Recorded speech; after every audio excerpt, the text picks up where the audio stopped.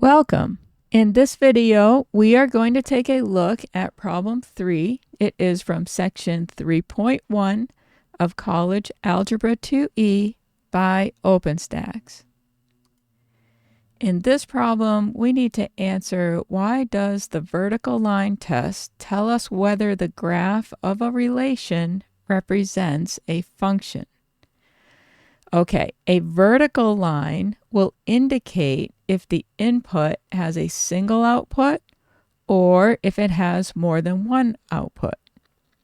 So a vertical line will indicate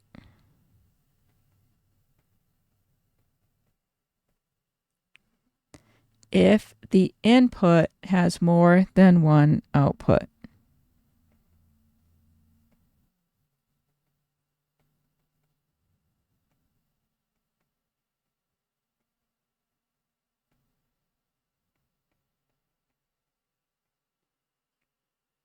And that is why it tells us if the graph of a relation is a function.